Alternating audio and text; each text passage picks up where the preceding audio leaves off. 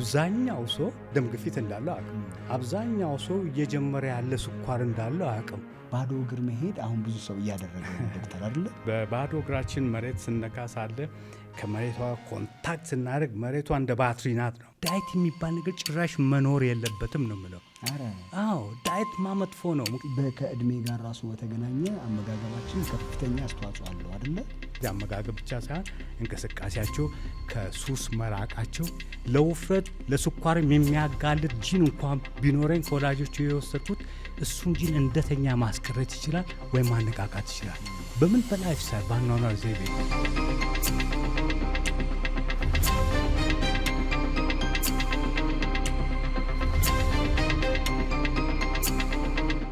ውድ የራይዝ አፕ ቤተሰቦች እንዴት ሰንብታችኋል? ዛሬ ደግሞ ሌላ ልዩ እንግዳ ይዘንላችሁ መጥተናል። የዛሬው እንግዳችን የማህበረሰብ ሳይንስ ባለሙያ፣ የኒውትሪሽን ባለሙያ፣ በዛ ላይ ደግሞ ዶክተር፣ ረጅም ጊዜ በላይ በዚህ በዌልነስ ኢንዱስትሪ ላይ ትልቅ ልምድ ያላቸው ዶክተር ዳዊት መንግስቱ ከኛ ጋር ናቸው። በጣም ግሩም ጊዜ ይኖረናል። ተከታተሉ። ዶክተር ዳዊት ጤና ይስጥልን፣ እንኳን ደህና መጣ። ጤና ይስጥልኝ። እንደገና ስለጋበዛችሁኝ በጣም አመሰግናለሁ።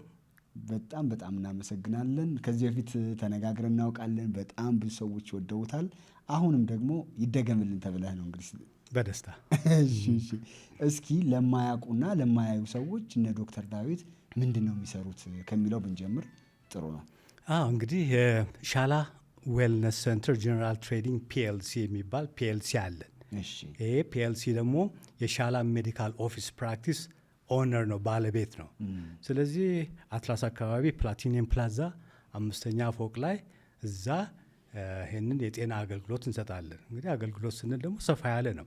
በተለይ ተላላፊ ያልሆኑ በሽታዎችን መከላከል፣ መቆጣጠር፣ አብዛኛውን ጊዜ ደግሞ የአኗኗር ዘይቤን ስንለውጥ ማስተካከል እንችላለን ነው። ስለዚህ ሰፋ ያለና በጣም ሪሊ ኢንትረስቲንግ የሆነ ስራ ነው። አይ ቲንክ በኢትዮጵያ ውስጥ እኛ ብቻ ነን ላይ የምንሰራው። ትክክል ነው። በዚህ በስፋትም እንደዚህ ቢሮ ተቋቁሞም በጣም በብዛት እየሰራችሁ ያለ፣ ምናልባት የእናንተ ጠቅለል ብሎ ሰፋ ያለ ነገር ነው። አንዳንድ በኒውትሪሽን የሚሰሩ ሰዎች እንዳሉ አውቃለሁ፣ ግን የእናንተ ከሱ ደግሞ ይሰፋል። ይሄ ሰፋ ያለ ነው። ምክንያቱም ኒውትሪሽን እንግዲህ ላይፍ ስታይል ውስጥ ወይም የአኗኗር ዘይቤ ውስጥ ራሱን የቻለ አንድ ምሰሶ ነው፣ አንድ ፒለር ነው።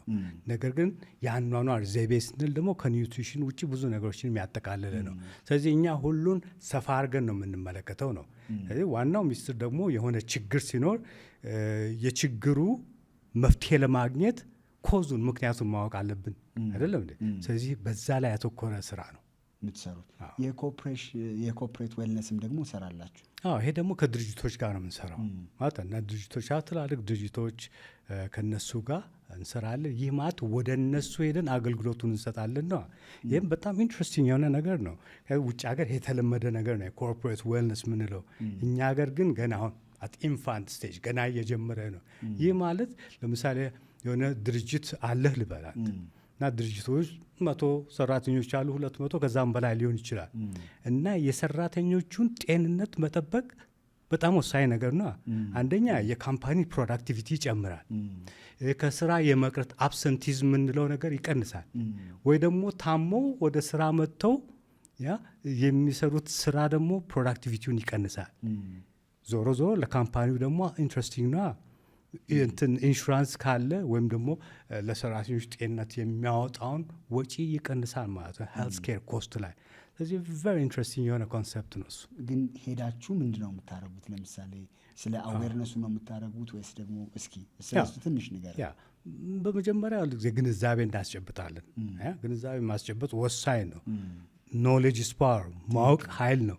ከዛ ደግሞ ስክሪን እናደርጋለና እንመለከታለን። ለምሳሌ አብዛኛው ሰው ደም ግፊት እንዳለው አያውቅም። አብዛኛው ሰው እየጀመረ ያለ ስኳር እንዳለው አያውቅም። ሌላው ደግሞ በእኛ በከተሜው ሰው እኮ አንደኛ ውፍረት ነው። ብዙ ሰው ውፍረት አለ። ወንዶች ላይ ይሄኛ ቪስሰራል ፋት ምንለው ቦርጭ የጨመረ፣ ሴቶች ላይ ደግሞ ቶታል ቦዲ ፋት አካል ውስጥ ያለው ስብ መጠን። ይህ ደግሞ ለብዙ ችግር ያጋልጣል ነው በጊዜ አድረስ ካላረግ ነው። ሜታቦሊክ ሲንድሮም ምንለው ነገር አለ፣ ወይም ሲንድሮም ኤክስ። 4 ነገሮች አሉ።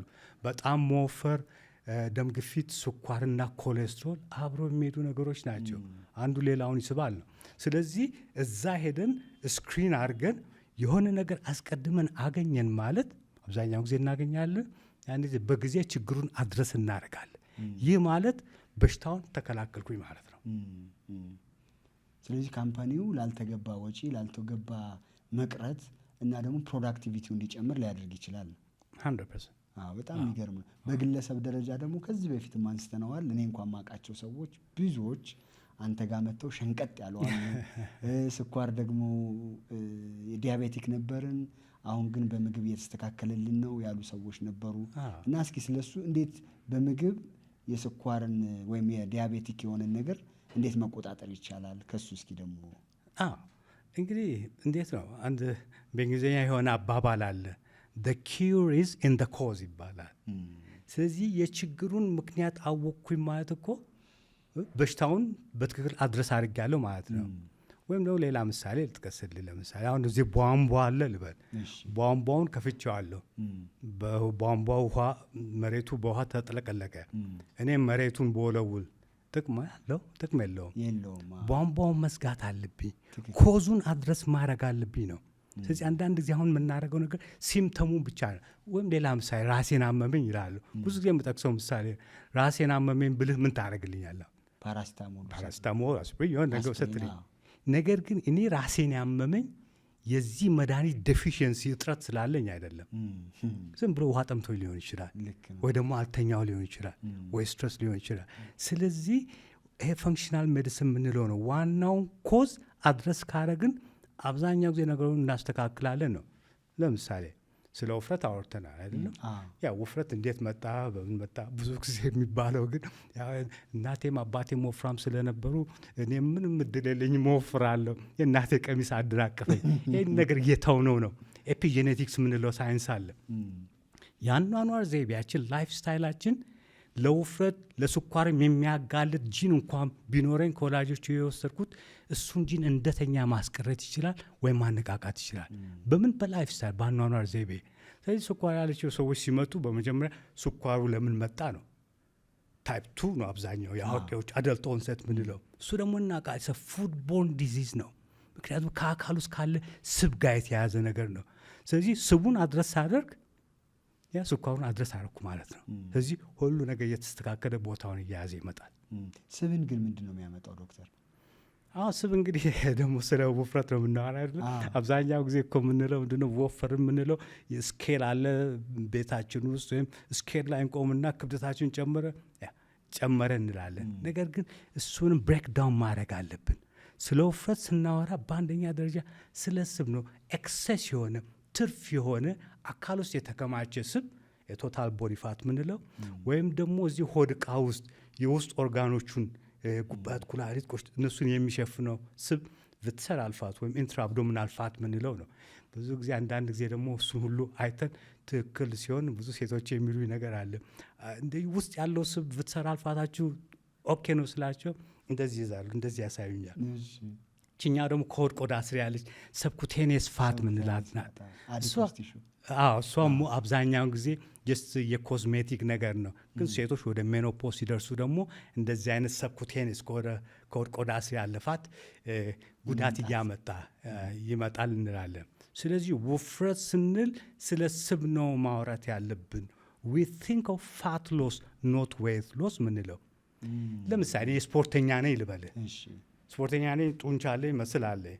ክብደቴንስ ብትቸክ ብታረግ ክብደቴም እኮ ከፍል ይችላል፣ ግን በጡንቻ ነው። በምንድን ነው ያ ክብደት የመጣው የሚለው በትክክል አድረስ እናደርጋለን። ከዛ ግን ያኛውን ለምሳሌ ሁለት አይነት ውፍረት ነገርከን። አንደኛው የፋት ውፍረት ነው አደለ? ሁለተኛው የመስል ውፍረት ነው።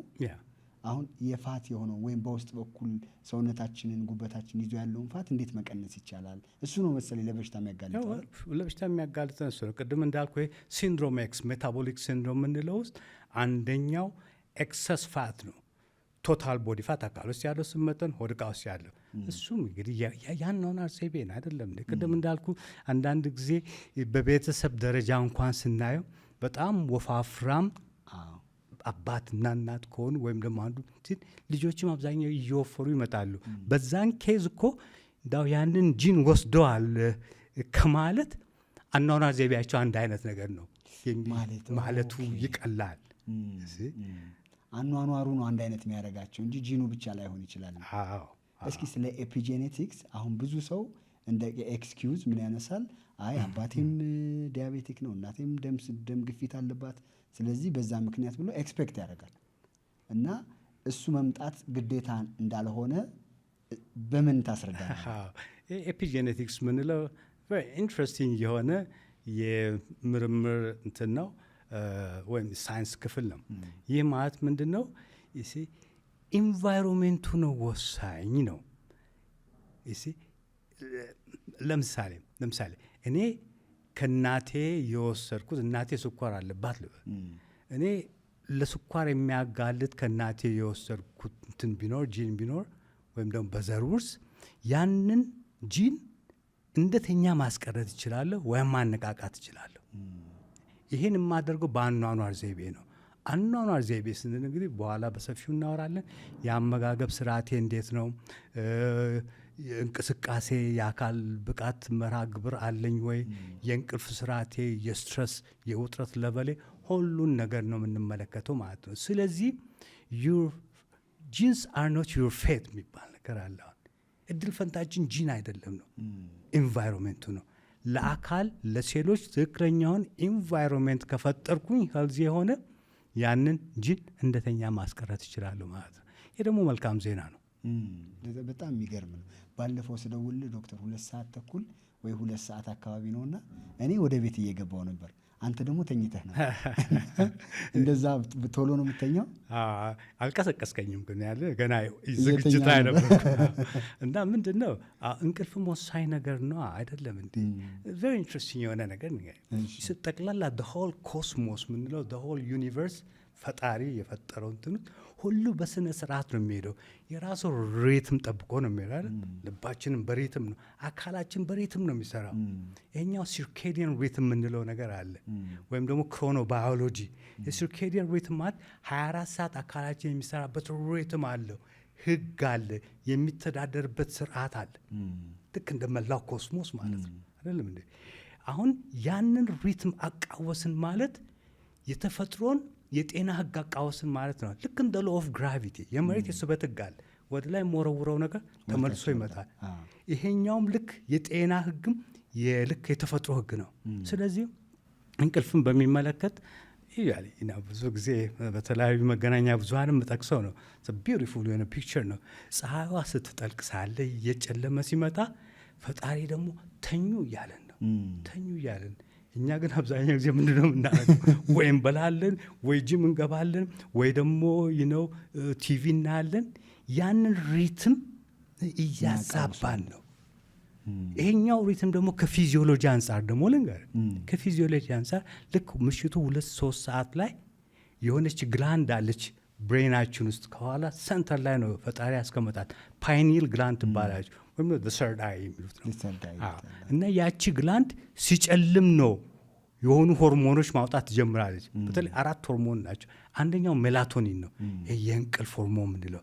ስለዚህ 3 ሰዓት 4 ሰዓት ላይ ፒኩን ይደርሳል። ያን ጊዜ እኛ መተኛት አለብን። የእንቅልፍ ሆርሞን ነው። እቺ ግላንድ ቀን ላይ ብርሃን ላይ ስራ የላትም፣ ማታ ላይ ብቻ ነው የምትሰራ ያለው። ስለዚህ ያንን ሪትም ሲርኬዲያን ሪትም መጠበቅ አለብን። የክሮኖ ባዮሎጂ የምንለው በስርዓት ነው ጠቅላላ አካላችን የሚሰራው ማለት ነው። እሱን ካደረግን ጤናችን የተጠበቀ ይሆናል። ፎር ሹር። በጊዜ ተኝተን በጊዜ ፀሐይዋ ደግሞ ብቅ ማለት ስትጀምር ያን ጊዜ አካላችን ውስጥ ኮርቲዞል መጠን ከፍ ይላል። እሱ ነው የሚያነቃና ከፀሐይ ጋር እኛ ደግሞ መንቃት አለብን። ስለዚህ ከ7 እስከ 8 ሰዓት መተኛቱን ሀይሊ አድቫይስ እናደርጋለን። በጊዜ መተኛት ደግሞ የበለጠ ጥቅም አለው። ስንት ሰዓት ትነቃለህ ሌሊት? 11 ሰዓት ላይ ዩዥዋሊ አሁን እስከ 10 ተኩል እነሳለሁ። 10 ተኩል ተነስቼ ኤክሰርሳይዝ አደርጋለሁ እስከ 12 ሰዓት እንደዚህ። ሰዎች እኔ የመጣህ ጊዜ የዛሬ 10 ምናምን ዓመት ተዋውቀን ነበር። እኔ እናንተ ሰኒ እና መስኪ አገናኝተውን ነበር እና ያኔ እኔ ጸጉር ነበረኝ፣ አንተ ደግሞ እንደዚሁ ነበር። ሚስጥሩ ይሄ ነው። እንግዲህ አንድ ነገር ሳይሆን የተለያዩ ፋክተሮች ናቸው። በኋላ እናወራለን። አመጋገብ ትልቅ ፋክተር አለው። የአካል ብቃት እንቅስቃሴ፣ የእንቅልፍ ስርዓት፣ ስትረስ ሌቨል፣ ይሄው ንጹህ አየር ኤክስፖዠር ነው። እነዚህ በቂ ውሃ ጠጣለህ ወይ? ሁሉ ነገር ሃርሞኒ ነው፣ ሲነርጂ ነው፣ ሁሉ አንድ ላይ ነው የሚሰራው። በጣም የሚገርም ነው። እና አሁን የዶክተርን አኗኗር መከተል እንፈልጋለን ቢሉ ከጠዋት እስከ ማታ እስኪ ያለው ንገረን። እኔ መከተል ፈልጌ ነው እንጂ ከነገ ትጀምራለህ። ጀምራለሁ። አንዷን ነገር ግን እንጃ ታረግ እንደሆነ አሁን እንዳልኩ ጠዋት ተነስቼ ኤክሰርሳይዝ ካረኩ በኋላ እንትን ቀዝቃዛ ሻወር ነው የምወስደው። እሺ ታረጋለህ? ዙር አዎ ቀዝቃዛ ሻወር እወዳለሁ እኔ ቀዝቃዛ። ኤክሰለንት። ቀዝቃዛ ሻወር ከዛ በኋላ ጀስት ምግብ ላይ ሞር ቬጅቴሪያን ሞር ቪገን ነኝ ነው ሞር ከእንስሳት ተዋጽኦ የራቀ የአመጋገብ ስርዓት ነው ያለኝ ከረዥም ጊዜ ጀምሮ። ከዛ ያው ስራዬ ላይ ብዙ ስትረስ መወድ ሰው አይደለሁም እኔ። እኛም ጋር ወደ ሻላ ሜዲካል ኦፊስ የሚመጡ ሰዎች በቀጠሮ ነው የሚመጡት። ስርዓቱን ጠብቀን ለአንድ ሰው 30 ደቂቃ የሚሆን 40 ደቂቃም ሊወስድ ይችላል። መስማት ነው የምፈልገው በመጀመሪያ።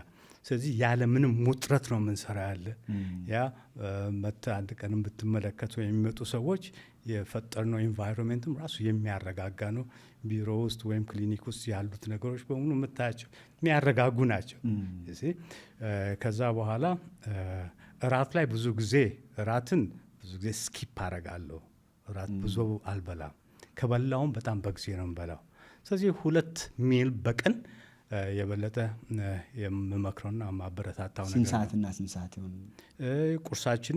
ቁርሳችንን በደንብ መብላት እሱን እንመክራለን። ምሳ፣ ከዛ እራት ደግሞ የሚበሉ ሰዎች ከምሽቱ 1 ሰዓት በፊት ቢበሉ ማለት ከእራትና በመኝታ መካከል እስከ 3 ሰዓት ጋፕ ቢኖር ጥሩ ነው እንላለን። ተበልቶ ባይተኛ ጥሩ ነው። ተበልቶ ባይተኛ። ከዛ በተረፈ ስለ ራሴ ለመናገር ሞር እንትን ነኝ የኔቸርስ ቦይ ፈረንጆቹ እንደሚሉት ሞር ከኔቸር ጋር ኮኔክት ያደረኩኝ ሰው ነኝ። አንዳንድ ጊዜ እንዲያውም በተለያዩ መገናኛ ብዙኃን ይጠይቁኛል፣ ዊኬንድ ላይ በቁምጣና በቲሸርት ነው የምትታየው ይሉኛል። እንደዛ ነኝ። ምክንያቱም በባዶ እግሬ አፈር ላይ ልቀመጥ እችላለሁ፣ ጸጥ ያለ ቦታ ሳር ላይ ልሄድ እችላለሁ። ፀሐይ ላይ መተኛት እወዳለሁ። ሰን ቤዚንግ የሚሉት ፈረንጆቹ ከከተማ ሞተ ጸጥታ ተፈጥሮ ውስጥ መሆን እፈልጋለሁ። እሱም ላይ ትልቅ ሚስጥር አለ አይደል? ታውቀው ይሆናል ጃፓን ሀገር ጃፓኖች ዶክተሮቹ ለበሽተኞቹ በተለይ ለካንሰር ፔሽንቶች ለሌሎቹ ፕሪስክራይብ የሚያደርጉት አንዱ ነገር የፎረስት ቤዚንግ የሚባል ነገር ነው። ከዚህ በፊት አውርተን ይሆናል። ፎረስት ቤዚንግ ማለት ልክ እንደ ፕሪስክሪፕሽን እንደ መድኃኒት ነው የሚያዙላቸው። ጫካ ውስጥ ለተወሰነ ሳምንታት ለተወሰነ ቀናት ጫካ ውስጥ እንዲሆኑ እና እዛ ላይ ትልቅ የጤና ሚስጥር ነው ያለው። እዛ ጫካ ውስጥ በመሆን ለምሳሌ ከውሃው የሚወጣ አየር ውሃ ካለ ለየት ያለ ነው፣ ኔጋቲቭሊ አዮናይዝድ ለጤና ጥሩ ሆን። ከዛፎቹ ከቅጠላቅጠል የሚወጡ ንጥረ ነገሮች አሉ። እነሱ ሁሉ ናቹራል ኪለር ሴልስ የምንላቸውን ካንሰርን የሚዋጉ ሴሎችን ቁጥር ከፍ ያደርጋል ኢንቫይሮንመንቱ ራሱ። ስለዚህ እኔ በተቻለ መጠን ነው ተፈጥሮ ውስጥ መሆን ወዳለሁ። ባዶ እግር መሄድ አሁን ብዙ ሰው እያደረገ ነው ዶክተር አይደለ? ብዙ ሰው ባዶ እግሩን እየሆነ ነው። አንዳንድ ጊዜ በሳምንት አንዴ እንደሱ ያደርጋል። ሀይክ ሲያደርጉ ባዶ እግራቸውን አፈር ላይ መሆን ሳር ላይ መሆን እንደ እንትን እየመጣ ነው አሁን እና ምን ይጠቅማል? እስኪ ስለሱም ተመልካቾቻችን እንዲያውቁ። አንዳንዶቹ ዝም ብሎ በተለምዶ ወይም ደግሞ ስላረጉ ብቻ ደስ ይላቸዋል እና በተለምዶ የሚያደርጉ አለ። ግን ሳይንሱም ደግሞ አሁን እየመጣ ነው። ይሄ ፈረንጆቹ ግራውንዲንግ ወይም ደግሞ እርዚንግ የሚሉት ነገር ነው። ስለዚህ በባዶ እግራችን መሬት ስነካ ሳለ ከመሬቷ ኮንታክት ስናደርግ መሬቷ እንደ ባትሪ ናት ነው። ስለዚህ እነዚህ ኔጋቲቭ የሆኑ ኤሌክትሮንስ ወደ ውስጥ ይገባሉ ነው። ብዙ ጥናቶች አሉ ባይዘ እነሱ ደግሞ እነዚህ ፍሪ ራዲካልስ የምንላቸው በሽታ ኮዝ የሚያደርጉ ፍሪ ራዲካልስ እነሱ ኒውትራላይዝ ያደርጋሉ። ሁለተኛ ደግሞ ኢንፍላሜሽን መቆጣትን ያረጋጋሉ። ደም እስኪቀጥን ድረስ እንዲቀጥንም ማድረግ ይቻላል ነው በባዶ እግር መሬት ላይ በመሄድ ወይም ደግሞ በተፈጥሮ እንትን ላይ በመንካት። ስለዚህ እዛ ዙሪያ በእርግጥ አሁን ብዙ ሪሰርች እየተደረገ ነው እና እሱንም ታደርጋለህ? ማንም ሰው ቢሞክረው በባዶ እግሩ ሳር ላይ ወይም እንደዚህ ሁሉም ሰው የሚሰማው ስሜት ራሱ ጥሩ ነው። ሳይንሱ ደግሞ እየመጣ ነው። በጣም የሚገርም ነው። እኔ ሞክሬ ያውቃለሁ ወይም አልፎ አልፎ እሑድ እንደሱ አድርጋለሁና እንዳልከውም በጣም ደስ የሚል ስሜት አለው። እንኳን ሳር ላይ መሆን አስፓልት ላይ እንኳን መራመድ ዝም ብሎ በስሜት ደረጃ የባዮሎጂካል ጥቅሙን እርግጠኛ ባልሆንም በስሜት ደረጃ ደስ የሚል ስሜት አለው ባዶ እግር መሆን። አዎ አስፋልት ላይ ምናምን ከዚህ አንጻር አይሰራም። ናቹራል እንትን መሆን አለበት እና የእንቅልፍ ኳሊቲ ላይ ራሱ የሚያመጣውን ዲፍረንስ ማየት ትችላለህ። ወይ ብዙ ጥናቶች እየመጡ ነው በዛ ዙሪያ። አንዳንድ ሰዎች ዶክተር እስኪ ስለዚህ አንተ የምታውቀው ካለ እንቅልፍ በጣም የሚቸግራቸው ሰዎች አሉ። እንቅልፍ መተኛት ያስቸግራቸዋል። ከምን ጋር የተገናኘ ሊሆን ይችላል ከእናንተ እንትን አንጻር? እንግዲህ ይሄኛው የእንቅልፍ መቸገር፣ እንቅልፍ ማጣት ኢንሶምኒያ የሚባለው ነገር ነው። በአሁኑ ጊዜ በጣም ችግር ነው። ስለዚህ የእንቅልፍ መድኃኒት የሚወስዱ ሰዎች ቁጥርም በጣም እየጨመረ ነው ያለ። ስለዚህ ለዚህ አንድ ምክንያት ብቻ ሰው የተለያዩ ምክንያቶች አንድ ላይ የሆነ እንትን ሊጫወቱ ይችላሉ። ስለዚህ ግን በቀላሉ ለመግለጽ ለምሳሌ በልተን ወዲያው ምንተኛ ከሆነ ብዙ ራሱ እንቅልፋችን ይረብሻል። ወይ ደግሞ መኝታ ክፍላችን አርቲፊሻል ላይት ካለ ኢቭን የሞባይል ብርሃን ራሱ የሜላቶኒን ፕሮዳክሽንን ሊቀንስ ይችላል ነው። ሌላው ደግሞ በቃ ንጹህ አየር መኝታ ክፍላችን ውስጥ ከሌለ እሱም እንትናችን ሊረብሽ ይችላል። ወይም ደግሞ አንዳንድ መድኃኒት የሚወስዱ ሰዎች እሱም እንቅልፋቸውን ሊያዛባ ይችላል። ስለዚህ አንድ ምክንያት ነው ምንድነው ነገር ሳይሆን ኮዙን በደንብ ማየት ያስፈልጋል።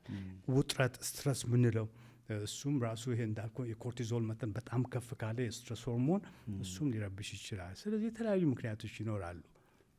የነዚህ አሁን ሰዎች ሲጨነቁ የስትረስ ሆርሞን ኮርቲሶን፣ አድሬናሊን ምናምን ይመነጫል አይደለ?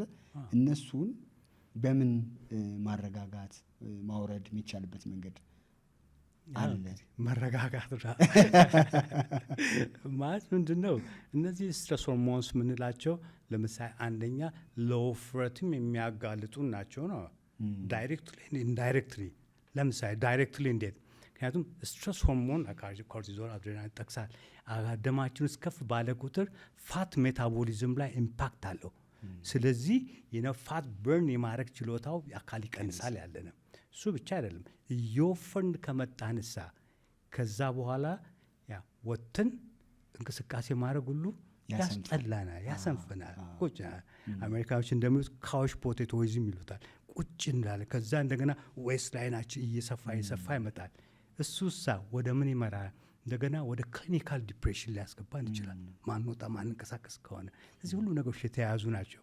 ስለዚህ እሱን እንትን ለማድረግ ኮምባት ለማድረግ ስትረስን ኮፒንግ ሜካኒዝሞች ያስፈልጉናል ነው።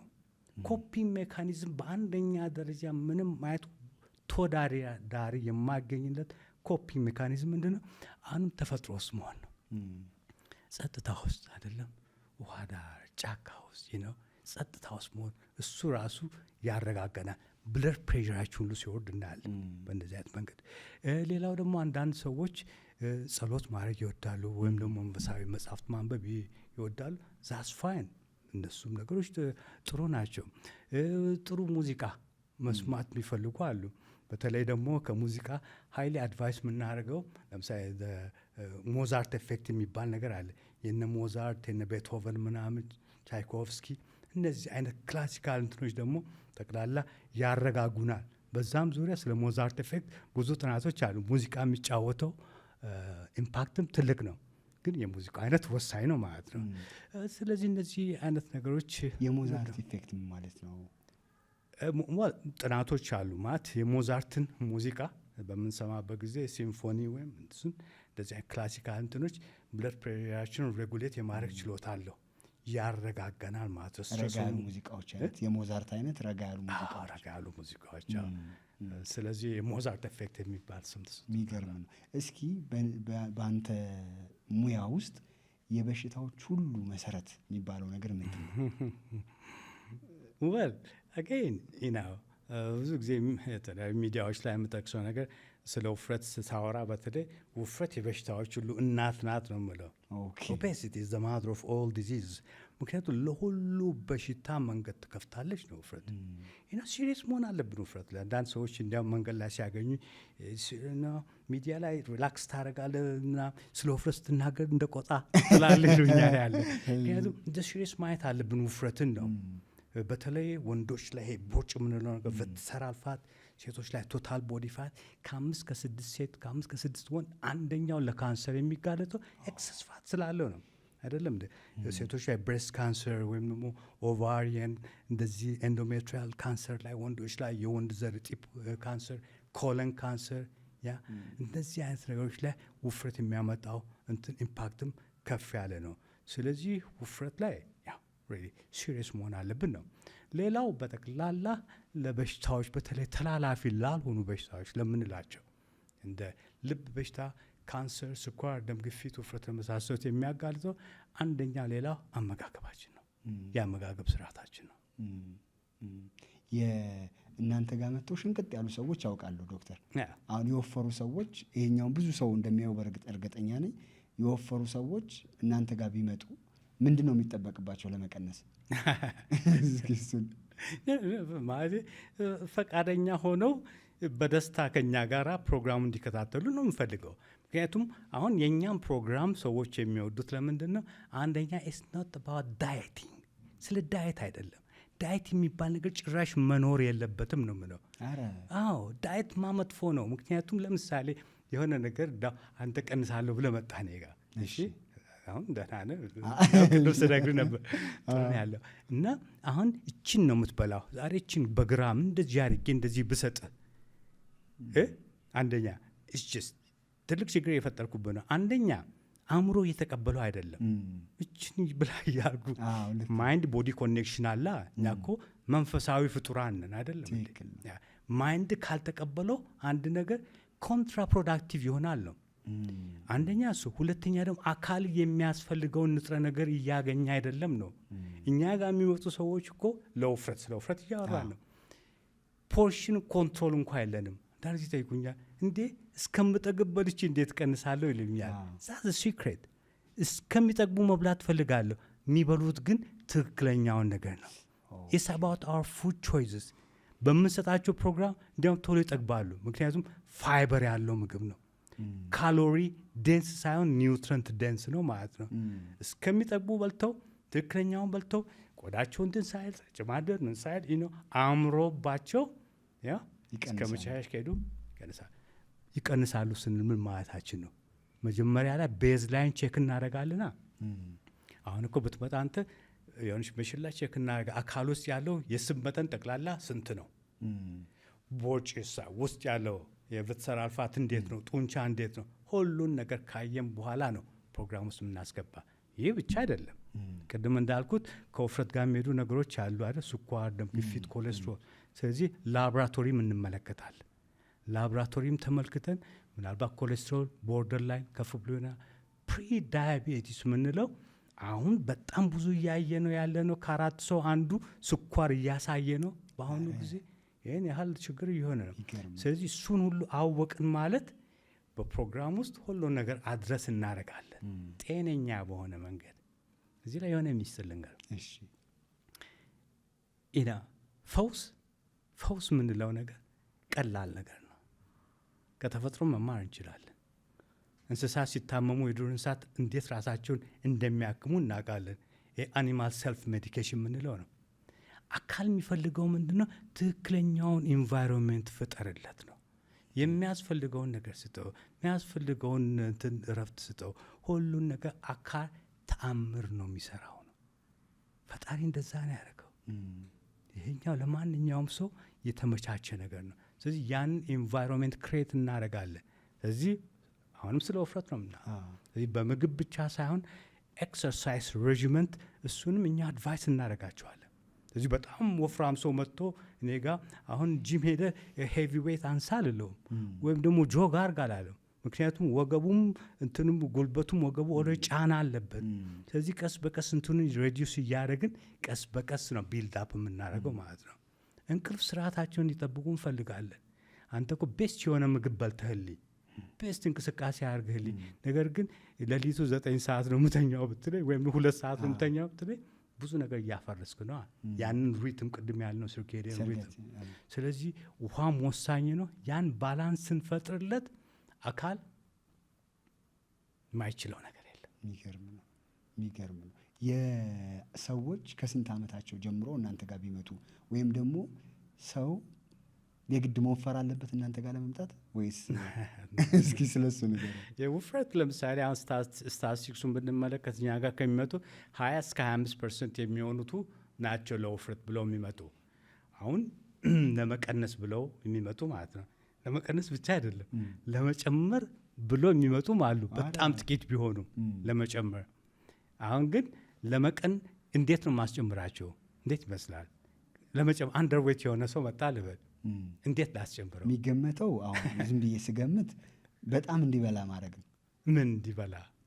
ቅድም ያልከውን አታርጉ ያልከውን አርጉ በማለት ማለት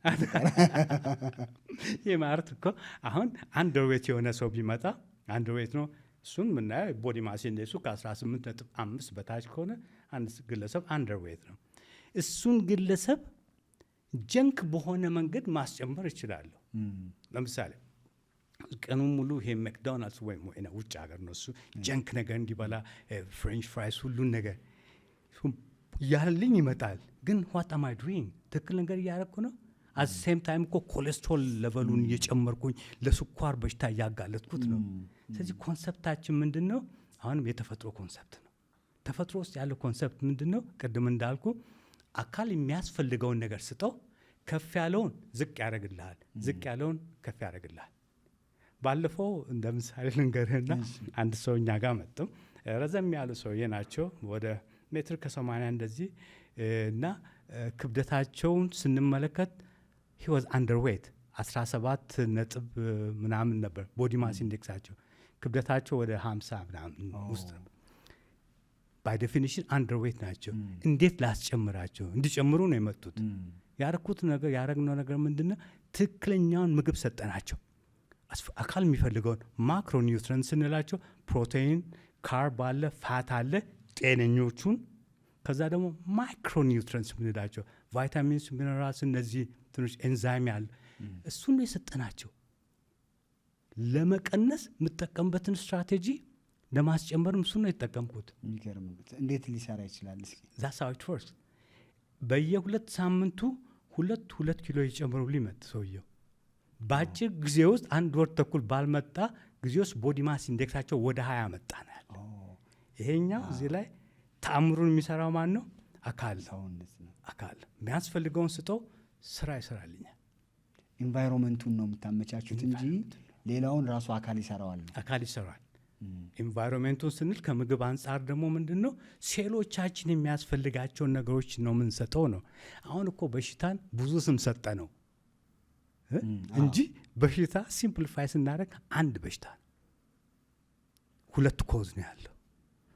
በሽታው በሴል ደረጃ ነው። አንዷ ሴል መታመም የምትጀምረው በ2 ኮዝ ነው። አስፈላጊውን ንጥረ ነገር ሳታገኝ ስትቀር ዴፊሽንሲ የምንለው፣ ሁለተኛው ደግሞ ቶክሲሲቲ የምንለው ጎጂ ኬሚካሎች በተለያየ መንገድ ወደ ውስጥ ወደ ሴሏ ሲደርሱ ነው።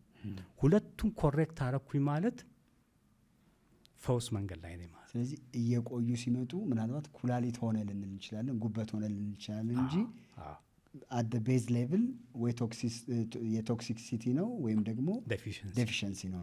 በጣም የሚገርም ነው።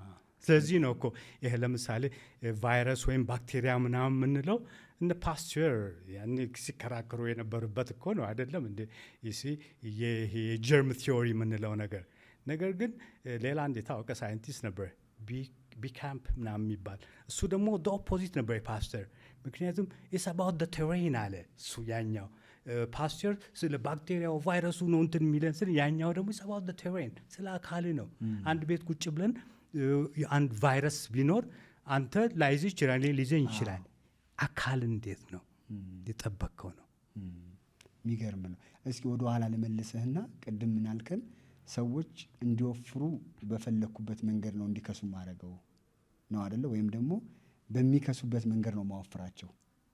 አሁን አንድ አይነት ኒውትሪሽን እየሰጠህ አንድ አይነት አመጋገብ እንዲመገቡ ተደርጎ ፖርሽኑም አንድ አይነት ሆኖ አንዱን የሚያወፍረው አንዱን የሚያስቀንሰው ኤክስፔክቴሽኑ ነው ወይስ ምንድን ነው?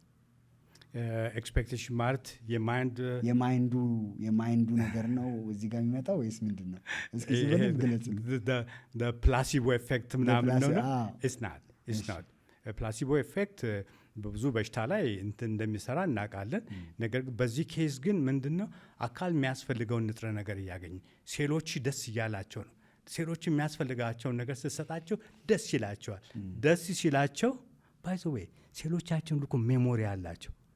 ደስ ሲላቸው ፎር ሹር ያን ጊዜ ማስተካከል ያለባቸውን ያስተካክላሉ ነው። ፎር ሹር ምናልባት ተጨማሪ የምናደርገው እንዲጨምሩ ለምሳሌ ይሄ ሚድ ሞርኒንግ ስናክ እንደ መክሰስ አይነት ነገር መሀል ላይ ጤነኛ የሆነ መክሰስ እንዲወስዱ እሱን እንመክራቸዋለን፣ ፕሮግራም እናደርግላቸዋለን። ታት ኦንሊ ዲፍረንስ። ከዛ በተረፈ ግን አካል ስራውን ይሰራል ነው። ስኳርንም እንደ ምሳሌ መውሰድ ይችላል። እዚህ ጋር ደም ግፊትንም አካል ከፍ ያለውን ያስተካክልልኛል፣ ዝቅ ያለውን ደግሞ ያንን ሄሚዮስታዚስ ምንለውን ባላንስ ይፈጥራል ነው። ዞሮ ዞሮ የሁሉም የምናወራው ስለ ፈጣሪ ድንቅ ስራ ነው። አካል አስገራሚና ድንቅ የሆነ ፍጥረት ነው። ስናመቻችለት ሁኔታውን ሄሊንግ ሲምፕል። የዱር እንስሳ ሲታመሙ ምንድን ነው የሚያደርጉት? ከምግብ ነገር ይርቃሉ። ሁለት የሆነ 3 ቀን ጸጥ ያለ ቦታ ሄዱና ምንም ነገር አይበሉም፣ ዝም ይላሉ። ከ2 ከ3 ቀን በኋላ ይነሳሉ። ምን እያደረጉ ነው? ዊዝደሙ እዛ ውስጥ ያለው ባለመብላት እኮ ለምግብ ዳይጀስት ለማድረግ የሚጠፋውን ኤነርጂ ሴቭ እያደረጉ ያ ሴቭ ባደረጉት ኤነርጂ በሽታቸውን እየተዋኩ ነው ማለት ነው። የት ዩኒቨርሲቲ ነው የተማሩት እነሱ? ኢንስቲንክት ፈጣሪ ውስጣችን ያስቀመጠው። ስለዚህ ያንን ኢንስቲንክትን መስማት መቻል አለብን። የሚገርም ነው። ስለዚህ ምግብ ላይ ብዙ መመገብ የሌለብን ሰውነታችን ራሱ ይሄ ዳይጀስቲቭ ስርዓቱን በጣም ቢዚ ስለምናደርገው ቫይታል ኤነርጂው እዛ ጋር ካለ ሌላ ቦታ ደግሞ ያንሳል ነው እና እንዲያርፍ ማድረግ በጣም ተገቢ ነው። ለዚህ ነው ጾም ጥሩ ነው ምንድን አይደለም። እስኪ ሰው በምን ያህል ጊዜ መጾም አለበት ተብሎ ይታሰባል? አኮርዲንግ ቱ ያንተ እንትን እንግዲህ አንደኛ ስለ ጾም በተለይ ኢንተርሚተንት ፋስቲንግ ስለምንለው ነገር 16 to 18 hours ከ16 እስከ 18 ሰዓት መጾም፣ በ8 hours ዊንዶ ታይም መብላት ምንለው በዛ ዙሪያ ብዙ ሪሰርች ያለው በአሁኑ ጊዜ እነ ፕሮፌሰር ሎንጎ የመሳሰሉት ብሪሊያንት ማይንዶች ትሩ ኖርዝ እንትን የሚባል የፋስቲንግ ሴንተርም አለ አሜሪካ ውስጥ ትልቅ ብዙ ሪሰርች እየሰሩ ነው። ዊናውት ትላልቅ ሃይማኖቶችንም ብትወስድ ክርስትናውን፣ እስልምናውም ሌሎቹም ስለ ጾም ከረዥም ጊዜ በፊት ነው የሚያውቁት አይደለም። ስለዚህ ጾም ጤና ላይ ትልቅ ኢምፓክት ነው ያለው። ግን የተለያዩ አይነት የጾም አይነቶች አሉ ነው አይደለም። ስለዚህ በውሃ ብቻ ፋስት የሚያደርጉ አሉ፣ ወይም ደግሞ ጁስ ፋስቲንግ አለ። የተለያዩ አይነት አለ። እሱም በዝርዝር አንገባም። ነገር ግን ለምሳሌ ከ2 ከ3 ቀን በላይ ጠቅላላ በውሃ ብቻ ፋስት ለሚያደርጉ ሰዎች የጤና እንትን ምክር እንዲወስዱ እንመክራቸዋለን ያለን። ከዛ በተረፈ ግን እንደዚህ የተለመደ አሁን በኦርቶዶክስም በእስልምናም በረመዳን ጊዜ የሚጾሙ የጾም አይነት ፐርፌክት የሆነ ጥሩ የሆነ ምሳሌ ነው። ምንድን ነው የሚከናወነው ሰውነት ውስጥ በጾም ሰዓት? አሜዚንግ እንግዲህ ምን ያህል እንደምትጾምም ነው። በተለይ አይ ቲንክ 2016 ነው መሰል ኖብል ፕራይዝ የወሰዱት ጃፓናዊ ዓመተ ምህረቱ ልሳሳት ይችላል። አውቶፋጂ በሚባል ነገር ነው። በምንጾምበት ጊዜ አውቶፋጂ የሚባል ፌኖሜናን አካላችን ውስጥ ይካሄዳል። አውቶፋጂ ማለት ምንድን ነው? ጤነኛ ሴሎች የሞቱትንና የታመሙትን ሴሎችና ማያስፈልገውን ፕሮቲን ሪሳይክል ያደርጋሉ። ኢትስ ጀስት አሜዚንግ የሆነ እንትን ነው። ይሄኛው ደግሞ ጤንነትን ለመጠበቅ ብቻ ሳይሆን ሎንጄቪቲ የምንለውም ላይ የእድሜ ርዝመትም ላይ የሚጫወተው ትልቅ ሚና አለ። ሌላው ደግሞ በጾም ብዙ ነገሮችን አድረስ ማድረግ እንችላለን። በሽታዎችን አድረስ ማድረግ ብቻ ሳይሆን መከላከልም እንችላለን። ነገር ግን ሁሉም ሰው ተነስቶ እንትን ረጅም ጾም ይጹም ማለት አይደለም። ያን ጊዜ እንትን የባለሙያ ክትትል ያስፈልጋል እንጂ ብዙ ጥቅሞች አሉት። በጣም ብዙ መዘርዘር ይችላሉ። ከእድሜ ጋር ራሱ በተገናኘ አመጋገባችን ከፍተኛ አስተዋጽኦ አለው አይደለ? ረጅም እድሜ የመኖርና ረጅም እድሜ ያለመኖር ወይም በጤና የመኖርና በጤና ያለመኖር ላይ አመጋገባችን ከፍተኛ አስተዋጽኦ እንደሚያደርግ ትናገራለህ። ይሄ ደግሞ ወደ የት ይወስደናል? ወደ ብሉ ዞንስ ስለምንላቸው ኤሪያዎች ይወስደናል። ብሉ ዞንስ የሚባሉ ዓለም ውስጥ 5 ቦታዎች አሉ where people live the longest ሰዎች ረዥም እድሜ 100 ዓመት ምናምን ኖርማል የሆነበት ማለት ነው። እነዚህ ብሉ ዞንስ 5 ቦታ ናቸው። ለምሳሌ ጃፓን ውስጥ ኦኪናዋ፣ ከዛ በኋላ ግሪክ ውስጥ ኢካሪያ፣ ጣሊያን ውስጥ ሳርዲኒያ፣ ከዛ በኋላ ደግሞ ፔሩ ውስጥ የሆነ ቦታ አለ ሳውዝ አሜሪካ ውስጥ። ከዛ ቨሪ ኢንትረስቲንግ የሆነው ደግሞ አሜሪካ ውስጥ ስትሄድ ሳውዘርን ካሊፎርኒያ ውስጥ ሎማሊንዳ የሚባል ቦታ አለ። ሎማሊንዳ እዛ 7ኛ ቀን አክባሪ አድቬንቲስቶች የሚኖሩበት ነው። ሰቨንዝ ዴይ አድቬንቲስትስ እነሱ ከጎረቤቶቻቸው እዛው አጠገብ ከሚኖሩቱ 10 ዓመት እስከ 11 ዓመት የበለጠ ይኖራሉ። ድንቅ ነው። እንዴት ነው? ቨሪ ኢንትረስቲንግ። አንድ አይነት ሀገር ኖሮ አንድ ጎረቤቶች ሆነው ይህ የሚያሳየ ምንድን ነው? ለእነዚህ 5ቱ ለጠቀስኳቸው ኤሪያዎች ኮመን የሆነ ዲኖሚኔተር አንዱ ምንድን ነው? አመጋገባቸው ነው። አመጋገባቸው ሞር ፕላንት ቤስድ የሆነ ነው። ሆል ፉድ ፕላንት ቤስድ የሆነ ነው። ለምሳሌ ሜዲቴሪያን አካባቢ ወደ ግሪክ አካባቢ ጣሊያን አሳ ምናምን ሞር ሜዲቴሪያን ዳየትም ይኖራል። ግን ለ5ቱ ኤሪያዎች አንደኛው ፕላንት ቤስ የሆነ አመጋገባቸው ነው። ይሄ ጃፓንም ለሁሉም ኤሪያዎች ግሪክም ኢካሪያም ኦኪናዋም እንደዛ። ዋናው ፋውንዴሽኑ አንደኛው አመጋገብ ስርዓታቸው ሲሆን ሌላው ደግሞ የፋሚሊ ታያቸው ወይም ደግሞ የእንቅስቃሴያቸው ሁሉ ነገር የሚጫወተው ነገር አለ። ግን ቅድም እንዳልኩ የሚገርመው አሜሪካ ውስጥ እዛ ሎማሊንዳ ውስጥ የሚኖሩ ሰዎች ከጎረቤታቸው እንደዛ መኖራቸው ሪሊ የአድቬንቲስቶችን ላይፍ ስታይል የአኗኗር ዘይቤ በጣም እየተጠና ነው። ሌሎች ናቸው ብዙ የሚያጠኑ ሪሰርቹን የሚያደርጉ እና አስገራሚ የሆነ ውጤት ነው ያስገኘው። ስለዚህ አመጋገብ ብቻ ሳይሆን እንቅስቃሴያቸው፣ ከሱስ መራቃቸው፣ ምንም አይነት ሱስ ውስጥ የሉበትም። ከዛ ደግሞ በሳምንት 1 ቀን 7ኛው ቀን ላይ ያርፋሉ አድቬንቲስቶች ሆነ 7ኛ ቀን አክባሪ አድቬንቲስቶች። ስለዚህ ያ እረፍት ራሱ አሁን ደግሞ ሲርካ ሰፕተን የምንለው ነገር አለ። አካላችን የሚሰራበት የ7 ቀን ሪትም ሁሉ አለው ነው። የሚገርም ነው ክሮኖባዮሎጂ ውስጥ። ስለዚህ ያ ሁሉ ለጤናቸው ላይ ትልቅ ኢምፓክት አለው። አሁን ቅድም እንዳነሳ ነው ኢኮናዋ፣ ኢካሪያ እነዚህ ቦታዎች ብሉ ዞንስ የሚባሉት 4ቱ አይ ቲንክ ሃይላንድ ነገሮች ናቸው አይደለ? ደሴት ነገሮች ናቸው። ደሴትም አሁን የአሜሪካ ግን ያለው ያልከኝ አንድ ደሴት ያልሆነ ቦታ ነው። ጎረቤቶች አሏቸው። ስለዚህ በላይፍ ስታይላቸው ምክንያት በአመጋገባቸው ምክንያት እድሜ 10 እና 11 ዓመት ተጨማሪ ከሌላው ይኖራሉ። በአመጋገባቸውና ሌሎችም ቅድም እንዳልኩ ሱስ ውስጥ ምንም ነገር የሉበትም። 1 ቀን ማረፋቸውም እሱ የኛ 7ኛው ቀን እሱም ጤናቸው ላይ ኢምፓክት አለው። ከዛ ደግሞ እንቅስቃሴም ላይ ነው የተለየ ጥሩ ላይፍ ስታይል ያላቸው። እዚህም አሁን ቤተ ክርስቲያን እንዳለ አውቃለሁ፣ የሰቨንዝ ዴይ አድቬንቲስት ቤተ ክርስቲያን። ስለዚህ እድሜያቸው ቢጠና እነሱም ፎርሹር ጥሩ ነው የሚሆነው ማለት ነው። አሁን እንግዲህ ይሄኛውን ላይፍ ስታይሉን በሁሉ በትክክል አዳፕት አድርጎ ከሆነ ፎርሹር ይሄኛው እና ኢቭን አድቬንቲስቶች መካከሉም እኮ ለምሳሌ ስጋ የሚበሉ አሉ። እነዚህ ይሄ ሞር ካርኒቮር የሆነ ስጋ የሚበሉ፣ ሌሎች ደግሞ አሳ የሚበሉ ስጋ የማይበሉ እና ሌላ የእንስሳት ተዋጽኦ የማይጠቀሙ አሉ። እነዚህ ፔስኮ ቬጅቴሪያንስ የምንላቸው አሳ ብቻ የሚበሉ፣ ስጋው ሁሉን ስጋ የሚበሉ አንድ ግሩፕ አልኩ። ሁለተኛው ግሩፕ ደግሞ አሳ ይበላሉ፣ ስጋ አይበሉም፣ ወተት ምናምን አይጠቀሙም። ሶስተኛው ግሩፕ ደግሞ ኦቮ ላክቶ ቬጅቴሪያንስ የምንላቸው አሉ። እነሱ ደግሞ ወተት፣ እንቁላል ምናምን ይጠቀማሉ፣ ስጋ ግን አይበሉም። ከዛ 4ኛው ግሩፕ ደግሞ ቪጋኖች አሉ፣ ምንም አይነት የእንስሳት ተዋጽኦ የማይጠቀሙ። እንዳልኩ አብዛኛዎቹ ግን ቬጅቴሪያንስ ናቸው አድቬንቲስቶች። እና ተከፋፍሎም እዛው አድቬንቲስቶች ማለት ተከፋፍሎም ታይተዋል። እና ውጤቱ ያሳየ ምንድን ነው? አሁንም ቪጋን የሆኑት ከእንስሳት ተዋጽኦ ጠቅላላ የራቁቱ ናቸው በብዙ በሽታ የማይጠቁ። ውፍረትን በሚመለከት ስኳርን በሚመለከት ሲግኒፊካንት የሆነ እንትን ውጤት ያስገኙ የእንስሳት ተዋጽኦ የማይጠቀሙ ናቸው። የሚደንቅ ነው። በጣም ይገርማል። ይሄ ለምንድን ነው የሆነው? ምን ይነግረናል? ይሄ ለምሳሌ አሁን እንቁላል እኔ ምን አደርጋለሁ መሰለህ? እንቁላል ወስዳለሁ፣ ወተት ወስዳለሁ፣ ስጋ ግን አልበላም። 6 ዓመት ሆኖኛል እና ስጋ ከሚበሉቱ በጤና ትንሽ የተሻልኩ ልሆን እችላለሁ ተብሎ መታሰብ ይችላል።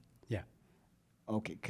ከቬጋኖቹ ደግሞ ቬጋኖቹ የተሻለ የጤና ሁኔታ ላይ እንዳሉ ሪሰርቾች ያሳያል። 100%። ምን ስለሚሆን ነው? አሁን ልክ እንዳልከው ነው ውጤቱ የሚያሳየን። አድቬንቲስቶች የተደረገው ውጤት ምንም ጠቅላላ የእንስሳት ተዋጽኦ የማይጠቀሙቱ የበለጠ የጤና እንትን አላቸው ነው። ከዛ እንዲህ ያለ ኦቮላክቶቬሪያንስ ከዛ በኋላ ደግሞ አሳ ብቻ የሚበሉቱ መጨረሻ ውጤት ያስገኙ ግን ሁሉን የእንስሳት ተዋጽኦ የሚበሉቱ ናቸው። ስለዚህ ይሄ የሚያሳየን መልእክቱ ምንድን ነው? ብዙ ጥናቶች ነው ያሉት። ኤፒክ ኦክስፎርድ የምንለው ጥናት አለ አውሮፓ ውስጥ 500,000 ሰዎችን ያጠቃለለ ጥናት። እሱም ያሳየን ሴም ውጤት ነው ልክ እንደ አድቬንቲስት ሄልዝ ስተዲ እንደምንለው። ስለዚህ ብዙ ጥናቶች የሚያሳዩን ከእንስሳት ተዋጽኦ የራቀ የአመጋገብ ስርዓት ለጤናችን ቤስት እንደሆነ ነው። ከተፈጥሮ አንጻር ካየ ነው እኮ እንደዛ ነው። እኛ ባይ ዲፎልት በተፈጥሮ ዊር ፕላንት ኢተርስ አይደለም እንዴ? እሱ ደግሞ ሌላ አርስት ውስጥ ይከተናል አይደለም? ፊዚዮሎጂያችንን ብንመለከት ኢቨን አናቶሚ ብንመለከት ሁሉ ነገር የሚያመለክተው ዊር ፕላንት ኢተርስ። አሁን ስጋ የሚበሉት ሰዎች ልክ እንደዚህ ሲባሉ አረ እንዴት አድርጌ አንድ ሰው እንደው ምን ብሎኛል አትበላም ስጋ አለኝ። አዎ ስለው ታዲያ ምኑን ኖርከዋል? አናቶሚያችንም እሱን ያመለክታል ማለት እንችላለን። እስኪ ስለሱ ትንሽ በለን። ይህ ማለት ምንድን ነው? ለምሳሌ ጠቅላላ ሰዎች ስጋ እርግፍ አርጎይቶ ወይም ደግሞ እንትን እያልን ሳይሆን የተሻለውን ቤስት የሆነውን መንገድ እያሳየን ነው። ግን ያው ዶዝ ዲፐንደንት ነው። በየቀኑ ስጋ መብላትና በሳምንት አንዴ መብላት አንድ አይደለም። ስለዚህ ከዛ አንጻር ትንሽ ኮንሲደሬሽን ያስፈልገዋል። ወይም ደግሞ አንዳንድ የጤና ችግር ያላቸውን ሰዎች ጠቅላላ ከእንስሳት ተዋጽኦ ልታስቆማቸው ትችላለህ፣ እንደ ሁኔታቸው ማለት ነው። ስለዚህ ቤስት የሆነውን መንገድ ነው የምናሳየው ነው።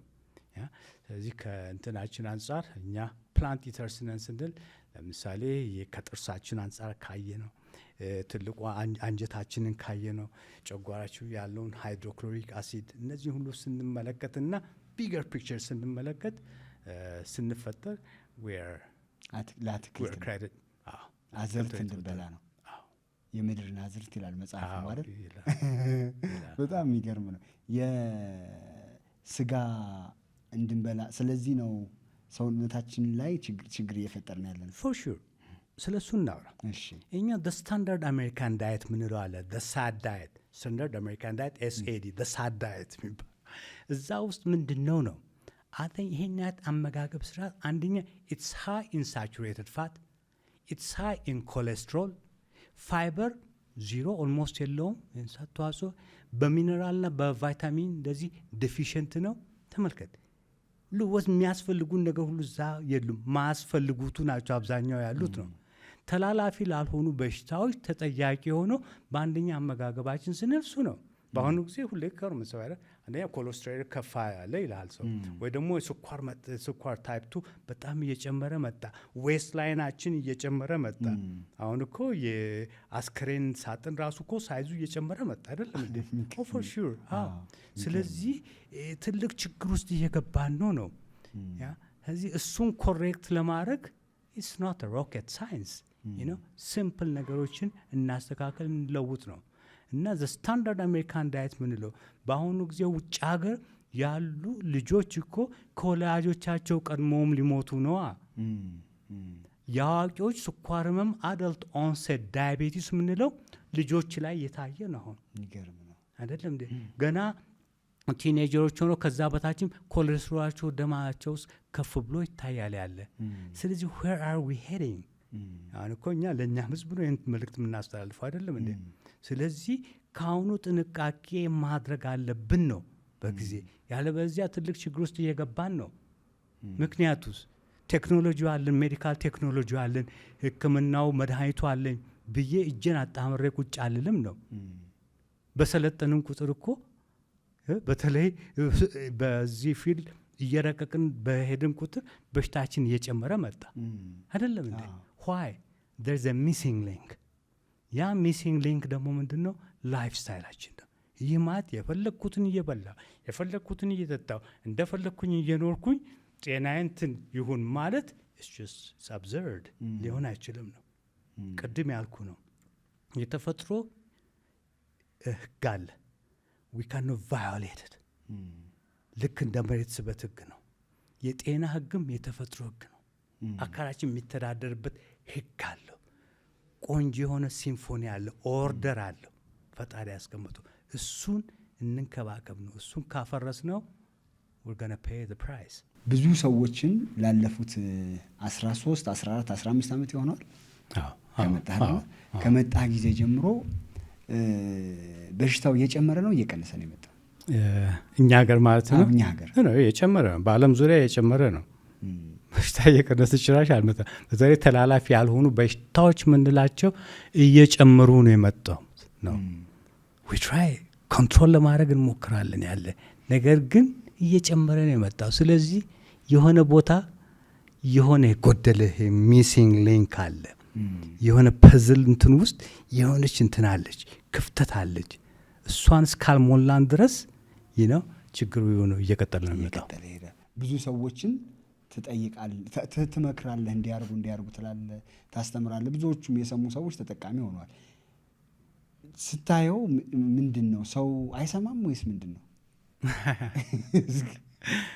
ማለት ምንድን ነው ቅድም እንዳልከው for the last 13 years 13 ዓመታት እዚህ ዙሪያ በተለያዩ መገናኛ ብዙሃን እናወራለን። ስለዚህ ብዙ ሰው ተጠቃሚ የሆነም ነው። እሱን የምናውቀው አንደኛ እኛ ጋር የሚመጡት ሰዎች ቁጥርም እየጨመረ ነው። ኦኬ ስለዚህ ከዛ አንጻር ነው እኛ ዘሩን እንዘራለን፣ ፍሬው የሆነ ጊዜ እንትን ይላል ያለ አይደለም እንዴ? ነገር ግን እንደዚህ አይነት ነገሮች at larger scale መሰራት ያለባቸው ነገሮች ናቸው። መንግስትም ጤና ጥበቃ ሚኒስቴርም ሁሉም በፖሊሲ ደረጃ ሁሉ አንዳንድ ነገሮች ላይ በደንብ መስራት አለብን ነው። ያለበለዚያ በእኛ ሀገር ኮንቴክስት እንቅርት ላይ ጆሮ ደግፍ አይነት ይሆናል። ተላላፊ በሽታዎችን ለመቆጣጠር እየሞከርን ነው። እሱም ላይ ደግሞ በሀገር ደረጃ ትልቅ ሰክሰስ አለ። አሁን ተላላፊ ያልሆኑቱ እየተጨመሩ ከመጡ ችግር ነው አይደለም እንዴ? ቅድም እንዳወራ ነው እኮ ጤነኛ ዜጋ እኮ የሀገር ሀብት ነው አይደለም እንዴ? በተለይ በእኛ ሀገር ደግሞ የወጣቱ ቁጥር በጣም ብዙ ነው አይደለም? ስለዚህ እነዚህ ወጣቶች ካሁኑ ሄልዚ በሆነ ላይፍ ስታይል በእንደዚህ አይነት ነገር እንትን ውስጥ ካላለፉ አሁን በቅርቡ የወጣ ጥናት አለ በውጭ ሀገር ካንሰር አሁን በፊት እድሜ ሲገባ ምናምን የምንለው ነው አይደለም? አሁን ግን ሞር ወጣቶችን እንትን እያለ ነው። በተለይ ደግሞ የሆድ ዕቃ ካንሰር የምንለው እንደ ትልቁ አንጀት ካንሰር፣ ጨጓራ ካንሰር የመሳሰሉት። ምክንያቱም ከካንሰር አይነቶች በአንደኛ ቁጥራቸው የሚበዛው የሆድ ዕቃ ካንሰሮች ናቸው። ለምን ይመስላል? ከምግብ ጋር ቀጥታ ንክኪ ስላላቸው ነው። ስለዚህ እነዚህ ነገሮች እየጨመሩ ነው የመጡት። ስለዚህ ሶሉሽን እንፈልጋለን። ምንድነው ሶሉሽናችን የምንለው? አብዛኛውን ጊዜ ጀስት ኦኬ ታይላንድ ሄጄ ወይም እንደ ሀገር ሄጄ እታከማለሁ ሚንስ ያለው ኦኬ ሄዶ የሆነ ሕክምና ያደርጋል። ነገር ግን አንደኛ ታሞ ከመማቀቅ አስቀድሞ ማጠንቀቅ፣ እሱ ላይ አተኩሮ እሱ ላይ መስራት አለበት። ሁለተኛ ደግሞ ቅድም እንዳለው ዋናው ምክንያት ኮዝ ያደረገውን ነገር አድረስ ማድረግ አለብኝ ነው ያ አይደለም እንዴ? ስለዚህ ጀስት ቧንቧን ከፍቼ እየፈሰሰው እኔም ወር መሬቱ መወልወል ሳይሆን ቧንቧውን መዝጋት አለብኝ ነው። ስለዚህ የፓራዳይም ሽፍት የምንለው የአስተሳሰብ ለውጥ ያስፈልጋል። በእኛ ሀገር ኮንቴክስትም the time is ripe። ስለዚህ ማውራት አለብን አይደለም? ስለ ወገን ነው፣ ስለ ህዝብ ነው አይደለም? አንድ ሰው በስትሮክ ተያዘ ማለት ግለሰቡ ብቻ ሳይሆን ቤተሰብ ከዛ ክስራ ሁሉን ነገር ሰራ ሪፕል ኤፌክት የምንለው ነገር ነው። ስለዚህ በጣም ነው የማመሰግነው የእናንተን አይነት እንትንም እዚህ ላይ ፎከስ አድርጋችሁ ስለዚህ እናውራ ብላችሁ መነሳሳታችሁ ትልቅ ነገር ነው። በጣም እናመሰግናለን ዶክተር። የአንድ ሰው ጤነኛ ነው ለመባል ምን ማሟላት አለበት? ወይም ደግሞ ጤነኛ አይደለም ለማለት ምንድን ማጉደል አለበት የሚለውን እስኪ እንለየው። ለምን ጤነኛ እንላለን ብዙዎቻችን፣ ግን እስኪ ሳይንሱ ደግሞ ምን ይላል? ባይዘወይ ከተወሰኑ ዓመታት በፊት ያነበብኩት የሆነ እንትን ላይ ከዓለም ህዝቦች ውስጥ not even 5% 5% ሙሉ ጤነኛ አይደለም ነው የሚባለው ያለ። ስለዚህ እሱን የምንመዝነው እንዴት ነው አይደለም እንዴ? ስለ ጤንነት እኮ ስናወራ it's not only about the physical። ስለዚህ ስለ ፊዚካል ጤናችን ብቻ አይደለም የኢሞሽናል ጤንነት አለ አይደለም፣ የሳይኮሎጂካል እንትን የህብረተሰብ ማህበረሰባዊ ጤንነት ሁሉን ያካተተ ነው አይደለም እንዴ? አንተ እኮ ቤስት የሆነ ነገር ትበላለህ ልበል፣ ኤክሰርሳይዝ ታደርጋለህ ልበል፣ ግን ስራ ቦታ ችግር አለ ዩር ስትረስድ እንደዚህ አይነት ነገር የሆነ ነገር ደግሞ እያዛባን ነው። ስለዚህ በተቻለ መጠን ሪስካችንን ሚኒማይዝ እናድርግ፣ በተቻለ መጠን ያንን ባላንስ እንፍጠር ነው። አንዳንድ ጊዜ ደግሞ የሚባል ነገር አለ፣ ጨው ለራስህ ስትል ጣፍጥ፣ እምቢ ካልክ ድንጋይ ነው ብለውል። ይህንን ዊዝደም መጠቀም አለብን አይደል?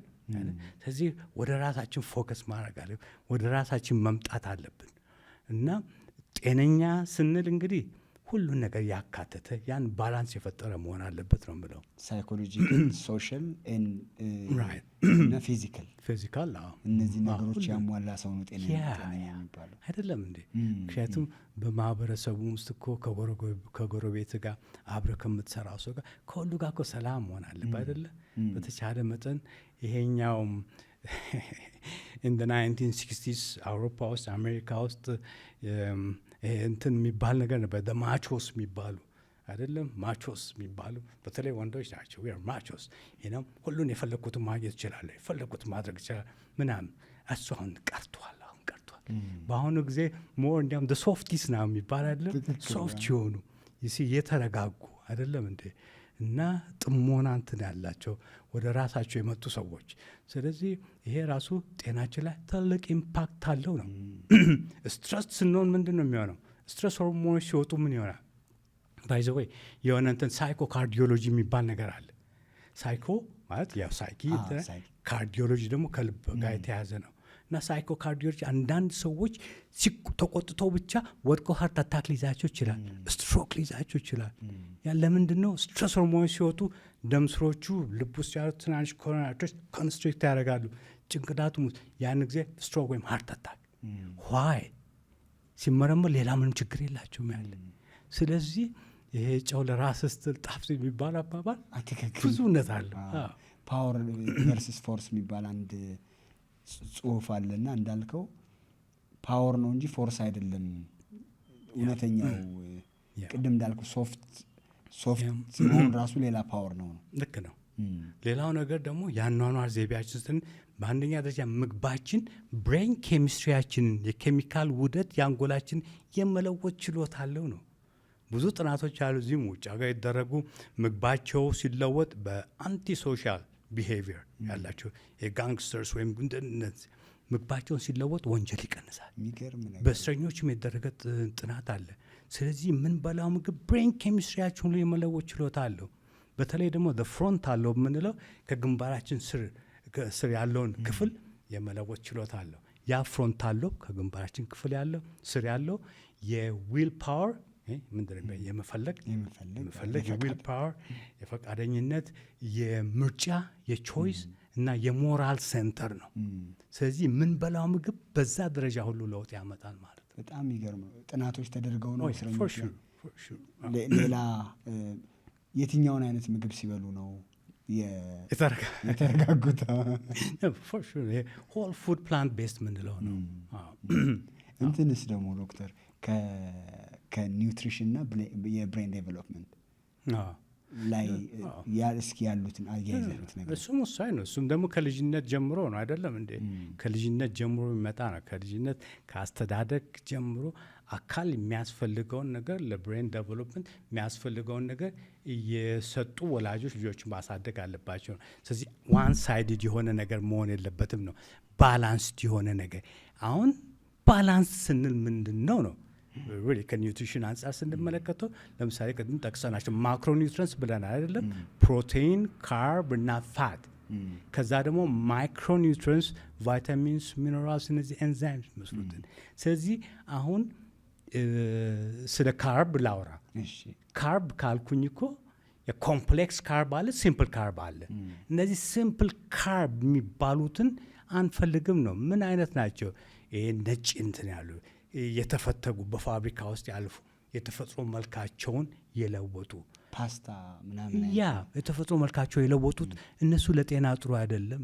ነገር ግን ኮምፕሌክስ ካርብ ምንላቸው ከነገለባው ያልተፈተገ ምንለው ደግሞ እሱ ደግሞ ወሳኝ ነው።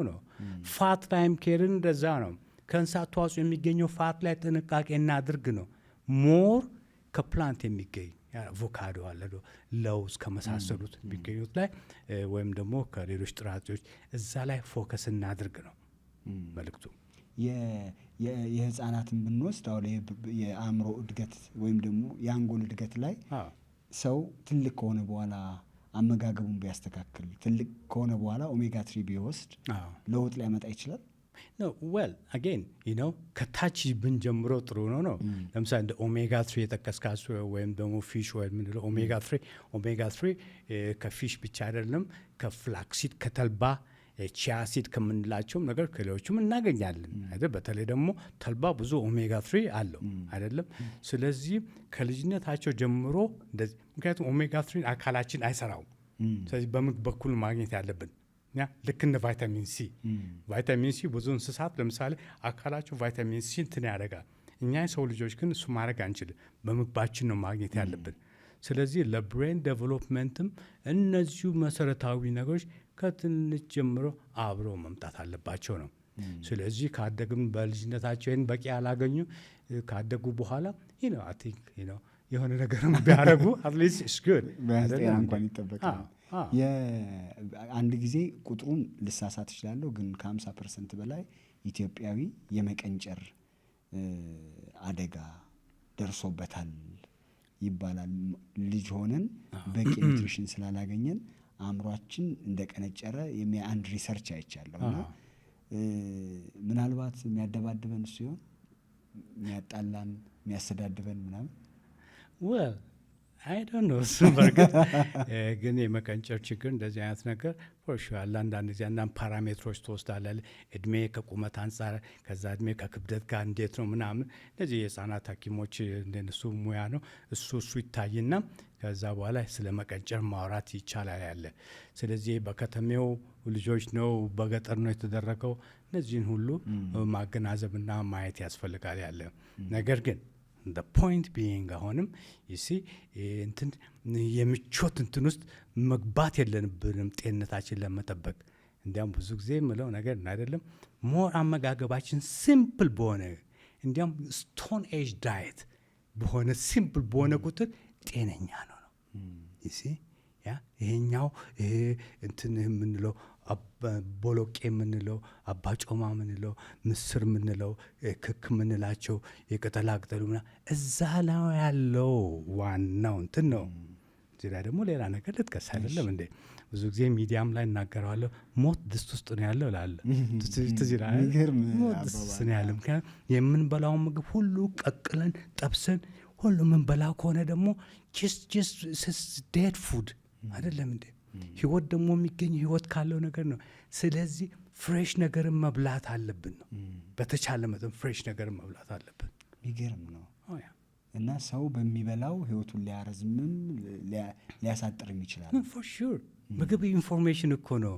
ያሬድ ኢንፎርሜሽን ነው። ፀሐይ ከዛ ፎቶሲንቴሲስ ከዛ እነዛ ሊቪንግ ሞለኪውልስ ምንላቸው ኤሌክትሮንስ ኢንፎርሜሽን ነው መብላት ያለብን ነው። አካላችን የሚፈልገው እሱን ነው አይደለም። ያለበለዚያ ግን ልክ ሲምፕል ነገር በቆሎ ቀቅለህ ብትዘራው ታመርታለህ እንዴ? ለምንድን ነው እንደዛ እኮ ብለን ማሰብ አለብን አይደል? ስለዚህ ያንን ህይወት ያንን ሊቪንግ እንትን ከውስጡ አዛብተናል። ያንን የተፈጥሮ ኦርደር ማለት ነው። እንደውም አንዳንድ ጊዜ ምናልባት እንደዚህም ይታሰባል መሰለኝ። ብዙ ሰው የሞተ ነገር ነው የሚበላው አይደል? ገሎ ነው የሚበላው። ከዛ ከበላው በኋላ ምግቡ ነው ህይወት የሚሰጠን፣ እኛንን ለምግቡ ህይወት የምንሰጠው ሰውነታችን ውስጥ ራሱ ቶት ፕሮሰሱ ኢንትረስቲንግ። ግን መልእክታችን ምንድን ነው? በተሻለ መጠን ከተፈጥሮ ጋር እንሄድ። ያንን የተፈጥሮ እንትን ሃርመኒ እሱን ይዘን እንሄድ። ከተፈጥሮም እንማር ነው፣ ከእንስሳትም እንማር ነው። አይናችን ንክፈት ነው። ፓራዳይም ሽፍት ያስፈልገናል ነው አይደለም? ስለዚህ ለምን የሚለውን ነገር ሁል ጊዜ መጠየቅ አለብኝ። ራሴን አመመኝ ለምን? ሆዴን አመመኝ ለምን? ምክንያት አለ። ኮዝ ኤንድ ኤፌክት ነው። የሚገርም ምናልባት አለመመለስ ትችላለህ ዶክተር። ይሄን እድሜህ ስንት ነው? አለመመለስ ይቻላል። ገምት እስቲ አንተ። እኔ አሁን የዛሬ 13 ዓመት ሳይም እንደዚሁ ነህ፣ አሁን እንደዚሁ ነህ እና እኔ ላይ እንኳን ብዙ ነገር ተለዋውጧል። ጸጉር ጺሜ እንደዚህ አልነበረም። ጸጉር ነበረኝ በደንብ እንዳንተ አይነት አፍሮ ነበር። ተስፋ ሁሉ የለውም ነበር የሚመለጥ። አሁን ውልጭ ብሎ ሄዷል እና ሳይ ንቅንቅ አትልምና ለዛ ነው እኮ ኪዩሪዮሲቲ ወል እንደዚህ አይነት ነገር አንዳንድ ጊዜ ቅድም አውርተናል ስለ ላይፍ ስታይል። ሌላው ደግሞ አንዳንድ ጊዜ ጂን የሚጫወተው ሮል አለ አይደለም። የወረስከው ጂን ምን አይነት ጂን ነው? አሁን እናቴን ብታያት ወደ 84 ዓመቷ ነው እንጂ ስታያት ፊቷን በጭራሽ መገመት አትችልም ያለ እንደዚህ አይነት ነገር። እንደዚህ እህቶችም ላይ እንደዚሁ ነው። ያ አሁን ባለፈው ቅዳሜ ነው ያከበርኩት 65 እንኳ በእውነት በፍጹም አትመስልም። 50 ነው የምትገምተው። ብዙ ሰው ትክክል ማንም ገምቶ አያውቅም። ማንም ገምቶ 50 ነገር ነው ሰው ሲያስብ። ባለፈው የሆነ ኢንተርቪው ነበረኝ። እዛ ላይ እንደዚሁ እንትን ጠየቀኝ ገምት አልኩት። እሱ 47 እስከ 50 ገመት እና በጣም የሚገርም ነገር ነው የሰውነት ክብደትን ለመቆጣጠር። አሁን ቅድም ስታነሳልን ነበረ ምግቦቻችንን በማስተካከል ክብደቶቻችን ማስተካከል እንችላለን። የክብደቶቻችን መስተካከል አንድ ሰው ይሄ ቦዲ ማስ ኢንዴክሱ ላይ ቅድም ስትልን እንደነበረው በውስጥ በኩል ያለ የፋት አንዳንዱ መስልድ ነው፣ ትልቅ ነው፣ ሰውነቱ ትልቅ ነው፣ ግን ጤነኛ ደግሞ ይመስላል። አንዳንዱ ደግሞ ቀጭን ነው ግን ኮሌስትሮል አለብህ ይባላል፣ ዲያቤቲክ ነህ ይባላል ምናምንና እንደ እኔ እኮ ሳልወፍር እንደዚህ ይዞኛል እድል ሳይሆን አይቀርም ብሎ የሚያስቡ ሰዎች አሉ። እስኪ ምንድን ነው የምትለው እዚህ ላይ? ኦኬ በመጀመሪያ ስለ ቦዲ ማስ ኢንዴክስ ትንሽ እናወራለን። ቦዲ ማስ ኢንዴክስ ቁመትና ክብደት ወስደን ስኩዌር ሩት ምናምን ካልኩሌት የሚደረግ ነገር ነው። አንዴ ማሽኖቹ ማለታቸው ካልኩሌት ያደርጋሉ። ቦዲ ማስ ኢንዴክስ ለብቻው ፓወርፉል የሆነ ፓራሜትር አይደለም ነው። ምክንያቱም ስፖርተኛ ከሆንኩስ እኔ በመስል ክብደቴ ከፍ አለ፣ ቢኤምአይም ከፍ ሊል ይችላል ነው። ስለዚህ ቦዲ ማስ ኢንዴክስን ስንመለከት ሌሎች ነገር ዌስት ቱ ሃይት ሬሾ ወይም ዌስት ቱ ሂፕ ሬሾ የሚባሉ አሉ።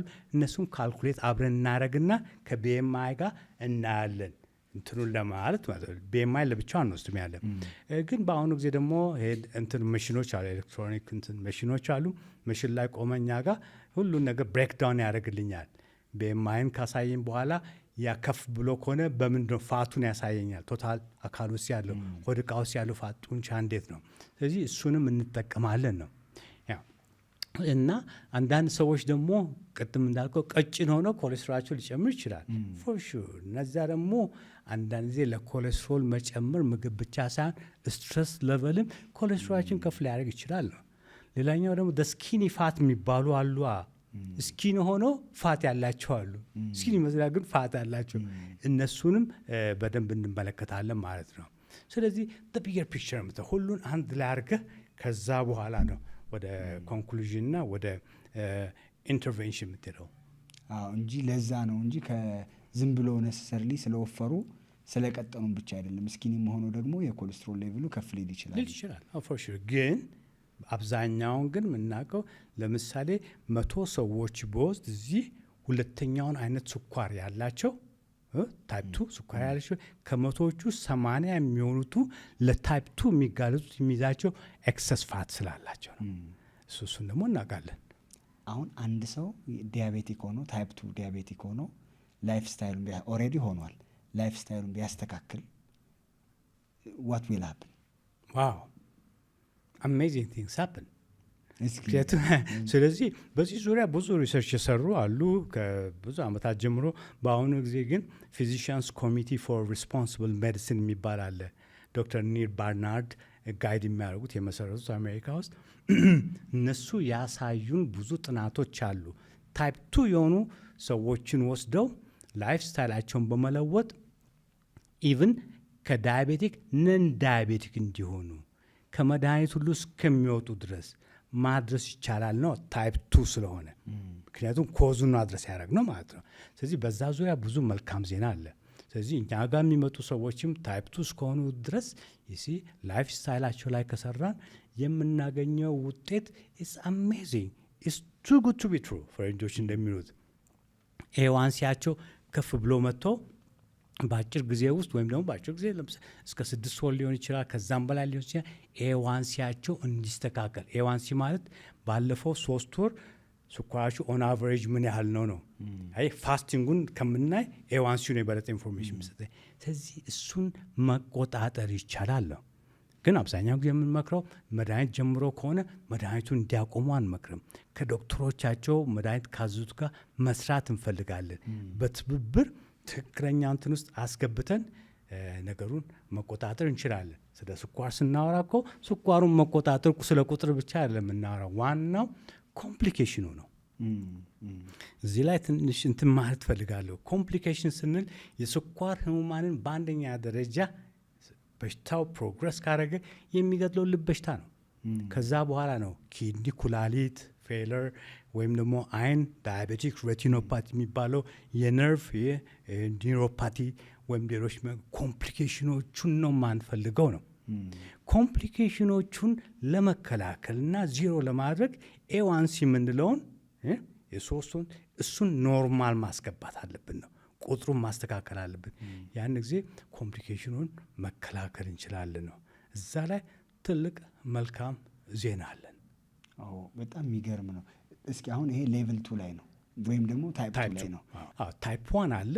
ታይፕ 1 አብዛኛው ጊዜ ልጆችን የሚይዘው ነው። ልጆችን ኦኬ። ታይፕ 1 እነዚህ ልጆች ፓንክሪያስ ምንለው ቆሽጥ ኢንሱሊን ጭራሽ አያመርትም። ስለዚህ እድሜ ልካቸውን ኢንሱሊን መወጋት አለባቸው እነዚህ ልጆች። ኦኬ። በእነሱስ ልጆች በታይፕ 1 ላይ ያለን ኮንሰፕት ምንድን ነው? አንደኛ እነዚህ ልጆች እድሜ ልካቸውን ኢንሱሊን እስከወሰዱ ድረስ የሚወስዱትን ኢንሱሊን መጠን እንዲቀነስ የምናደርግበትን መንገድ ማየት አለብን። ሁለተኛ ስኳራቸው በጣም ፍለክቹዌት እንዳያደርግ፣ አንዴ ወደ ላይ አንዴ ወደ ታች ሃይፖ የሆነ እንዳያመጣ ስታብላይዝ እንዲያደርግ። ሶስተኛው ደግሞ ዋናው ነጥብ የሆነ አባባል አለ በእንግሊዝኛ ዶንት ሚስ ዘ ፎረስት ፎር ዘ ትሪስ ይባላል። ቢገር ፒክቸር ማየት አለብን። ዛፎቹ ጫካውን አይከልሉ ማለት ነው። ቢገር ፒክቸር ምንድን ነው? በዚህ ኬዝ ስኳር የሚያመጣውን ኮምፕሊኬሽን ቅድም የጠቀስኳቸውን ታይፕ 1ም ላይ በተቻለ መጠን እሱን ወደኋላ መግፋት ነው። ይህ እንግዲህ ይህን አረክ ማለት ትልቅ ነገር ነው ታይፕ 1 ላላቸው። ሌላው 1.5 የሚባል አለ።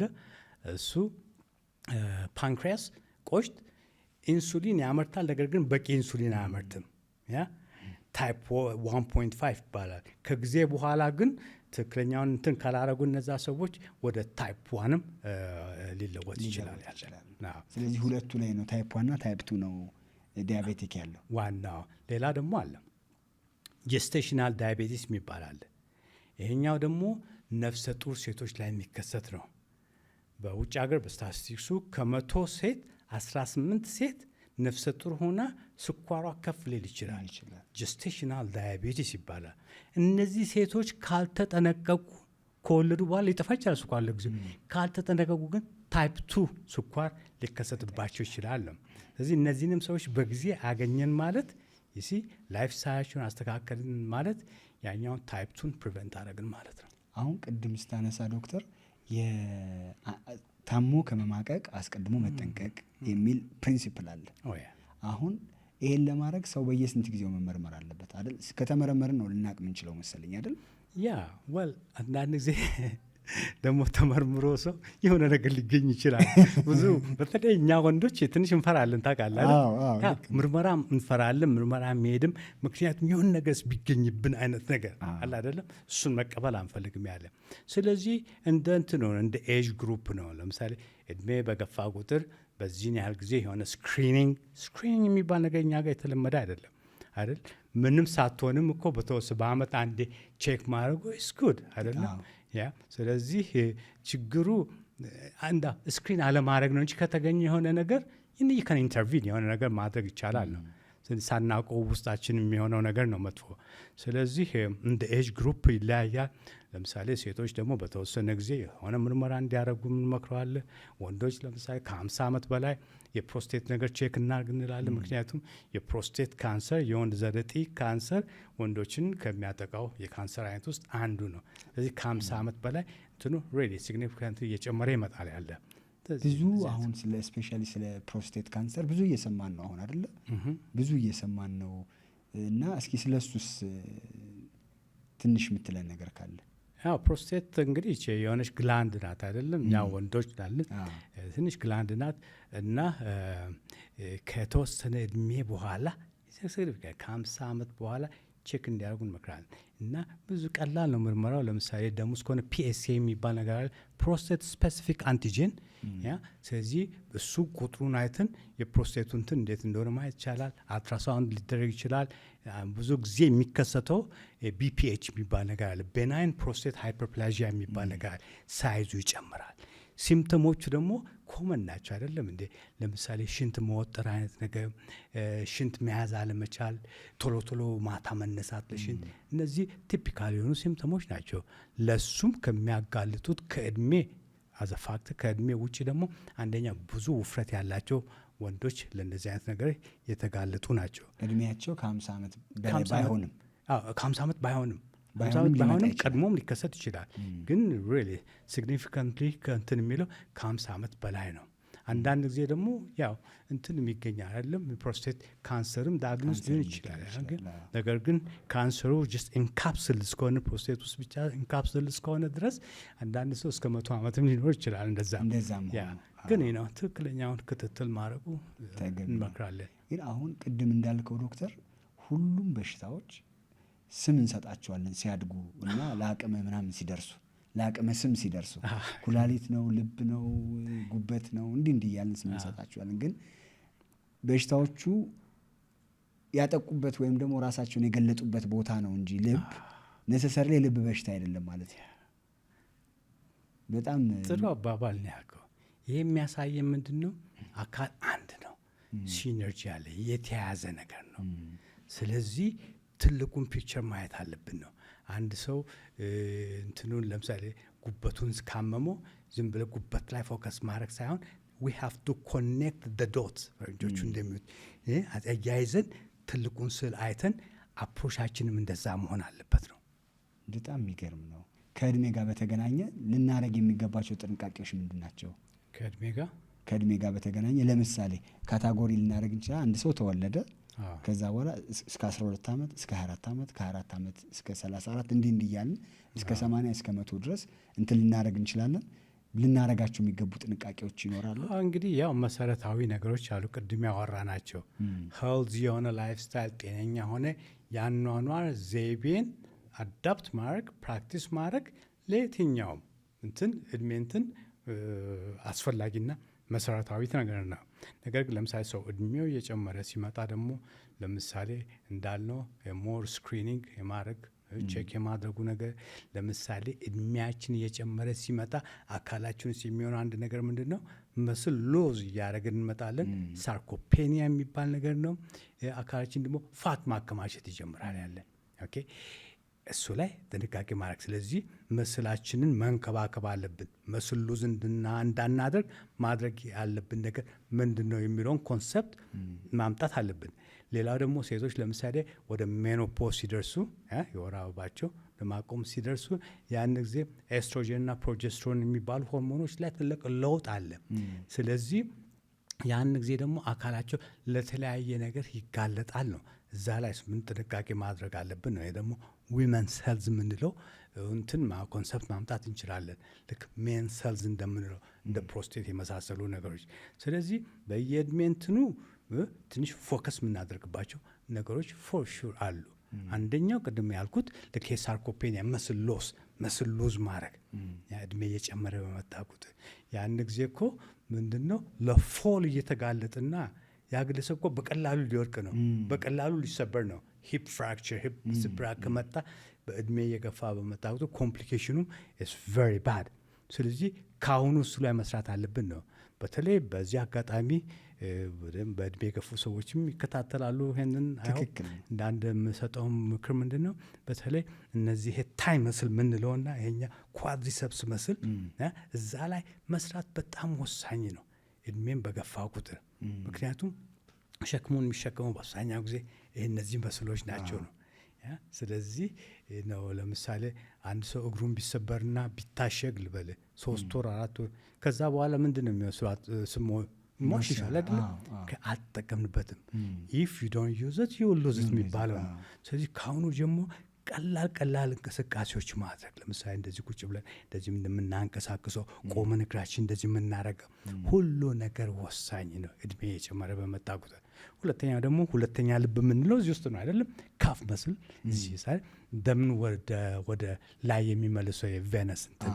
ስለዚህ እሱንም ማለማመዱ ጥሩ ነው።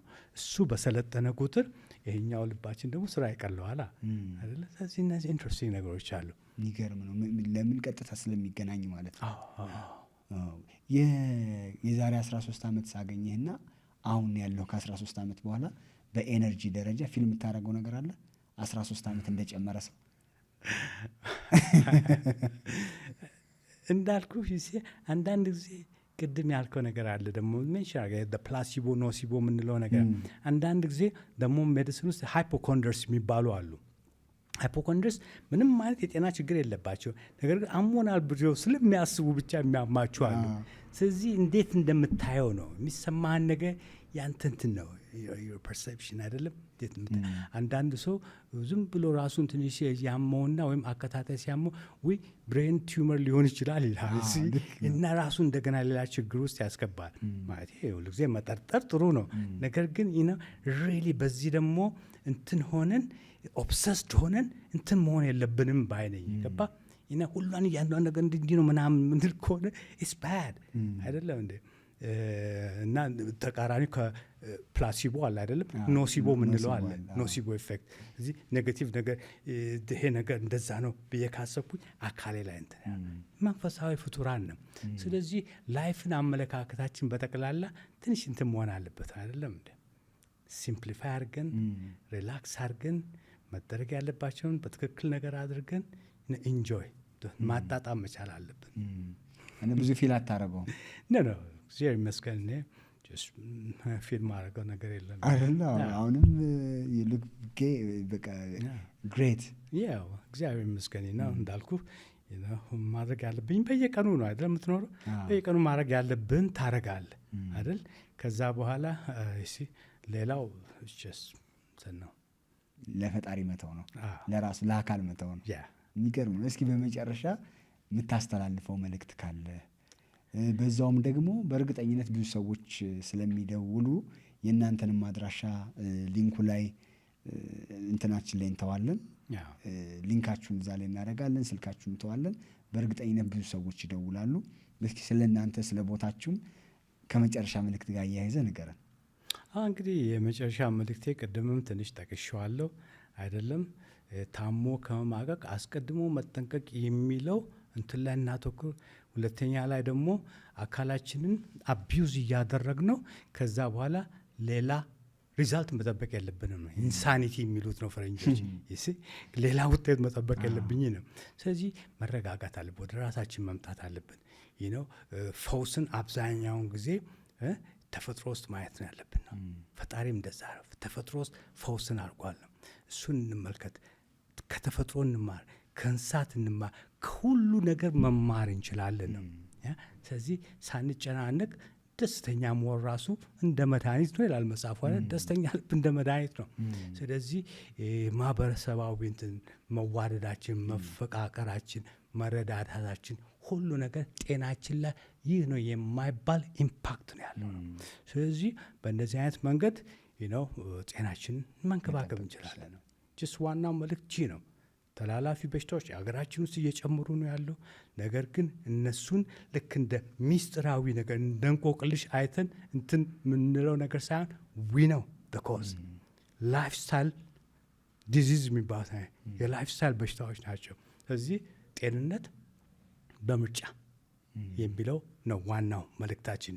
ሻላ ሜዲካል ኦፊስ ስትመጡም በዛ ዙሪያ ነው የምንሰራ ያለ እና አድራሻችን አትላስ አካባቢ ከደሳለኝ ሆቴል አጠገብ ከዩሮፒያን ዩኒየን ተቃራኒ ፕላቲኒየም ፕላዛ 5ኛ ፎቅ ላይ ነው ያለ ነው። ሻላ ሜዲካል ኦፊስ ይባላል። በጣም እናመሰግናለን ዶክተር። መቼም ብዙ ነገር ነው የተማርነው። እኔም ብዙ ተምሬያለሁ። በጣም ኢንተረስቲንግ ነው ከአንተ ጋር ማውራት። ደግሞ ኤክስፕሬሲቭ ነህ፣ በደንብ ነው የምትገልጠው፣ ፓሽኑ አለ ይታያል። እና በደንብ ነው የተማርነውና ከልብ እናመሰግናለን። ሌላ ጊዜም ደግሞ ፈቃደ ሆኖ የተለያዩ ርዕሶች ላይ ከጤና ጋር በተገናኘ ብናወራ በጣም ደስ ይለኛል። ስለመጣ ፈጣሪ ያክብርልን። እኔም በጣም ነው የማመሰግን። እንደናንተ አይነት ፖድካስት የሚሆን እንደዚህ በጣም ማበረታታትና እኛም መርዳት ይኖርብናል።